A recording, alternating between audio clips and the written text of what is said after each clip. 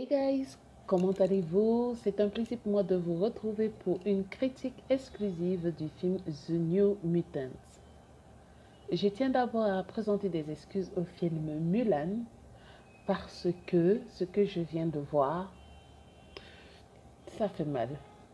Sur ce, générique.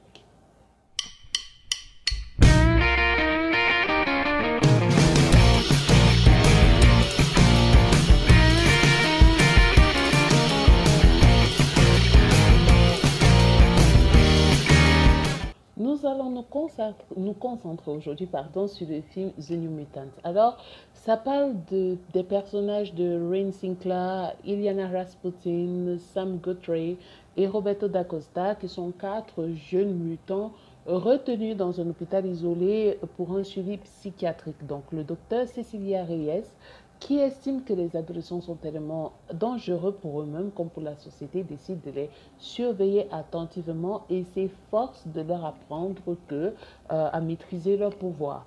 Mais il y a une nouvelle qui arrive du nom de Daniel Moonstar et qui rejoint à son tour l'établissement et d'étranges événements font leur apparition.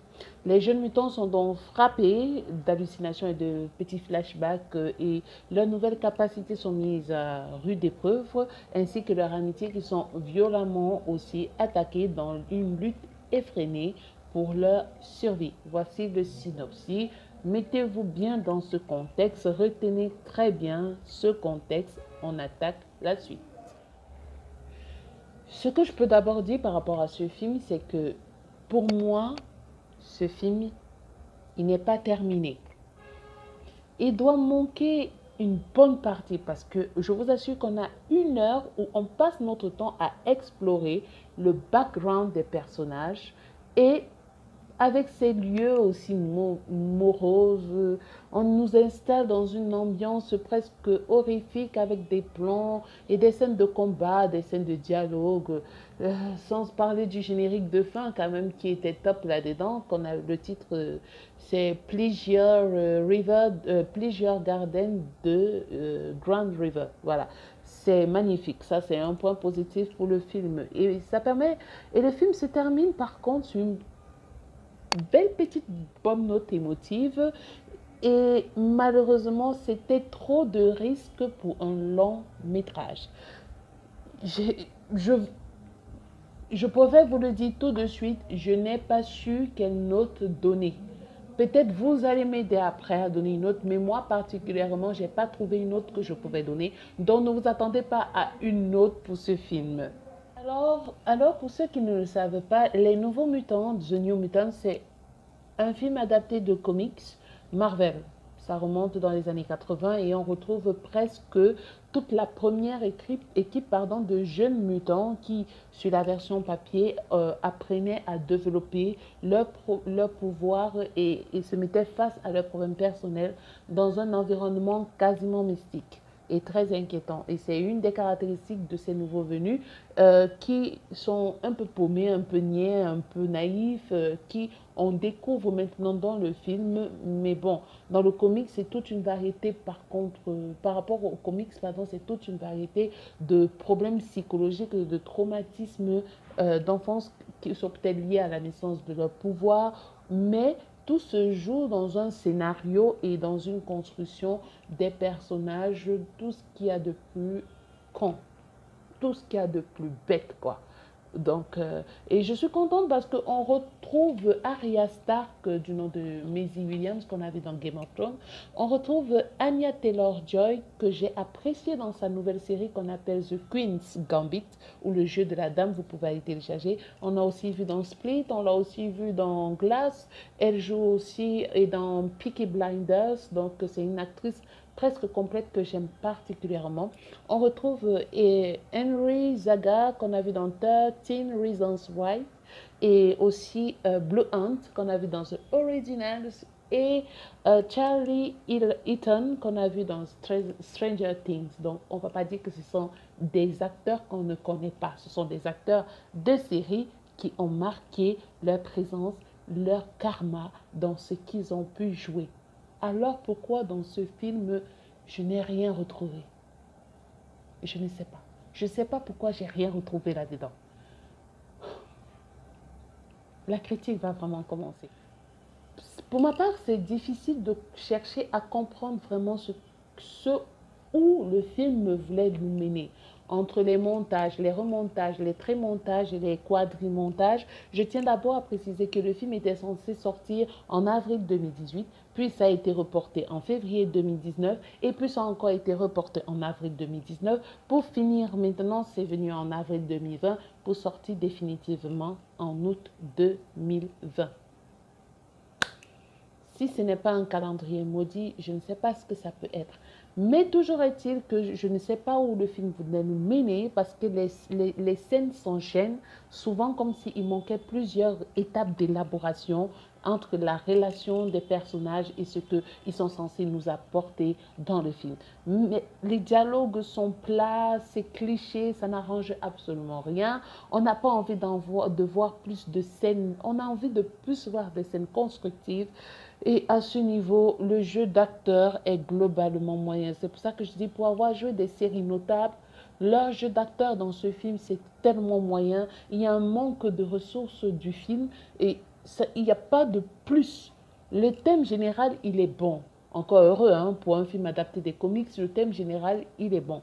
Mais il faut au moins briller quelque part quand on s'attaque à une œuvre de comics, c'est-à-dire de super-héros, qui se veut quelque chose de plus psychologique que le commun du genre. Je ne sais pas si vous voyez. Donc, ça demande beaucoup de choses. Une pointure, il faut de l'écriture, il faut une belle mise en scène. Mais bon, je n'arrive pas à pardonner ce manquement qui allait contre nature de l'excellence que ce film aurait pu donner.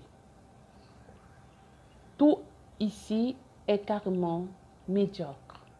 Tout est médiocre dans ce film. Oh là là. Je ne sais pas qu'est-ce qui s'est passé. Pendant 1h33, je vous assure que c'est au fond de moi que je cherche à comprendre ce qui s'est passé. Mais j'attendais un peu plus de ce film. Ce n'est pas un film qu'on attend forcément parce qu'on se dit « Yes, ce film va être de la balle ».